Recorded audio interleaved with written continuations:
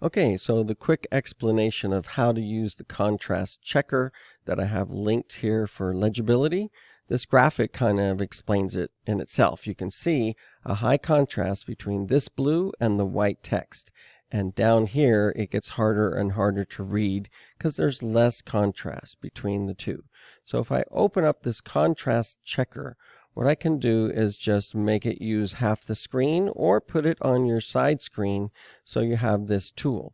Foreground is the text, and then the background color goes right in here. These are called hex codes, and we can get them from our graphic by just using this eyedropper tool.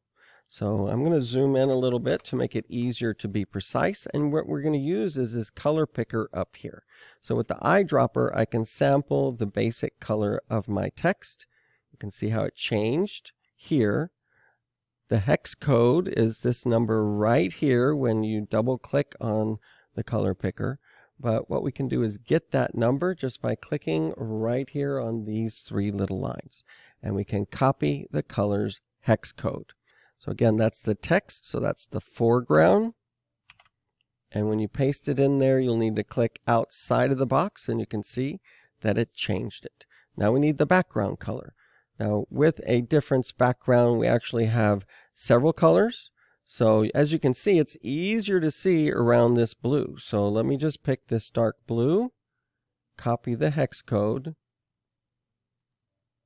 and paste it in the background color. When we do that, it passes for regular size text, for large text, which is of course what we have here, and it passes both standards. There's two different official standards. But if I were to sample, just switching back over here and then picking one of these colors, copy that hex code and paste it for my background. And now it fails on all standards. You can kind of see right here that those two colors are very, very similar. Now, yes, we have a drop shadow, so some of the parts are darker, but you really have to look at it on the whole. This text color with the background colors, even this blue right here.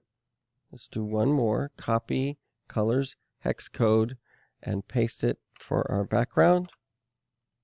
And it still fails. So you really need something to separate the two. Now we do have a stroke that I could switch on, but if it's only the 1 pixel default stroke, there's not enough there to separate. Double clicking on the word stroke will allow me to then increase that size, but it does default to the inside of the text. That works in most cases. But it really eats away at a lot of your text. Just switch it to the outside to outline your text. Have at least a couple of pixels, 5 pixels. Don't go overboard. Doesn't have to be a lot, make it ugly, but a little bit of a stroke there will definitely make it more legible. That's the before and that's the after. Now, I tend to like an outer glow, which I have turned on here. You can get that softer edge. This is pretty heavy, but there's no question that is black contrasting with the text. So much, much easier to see.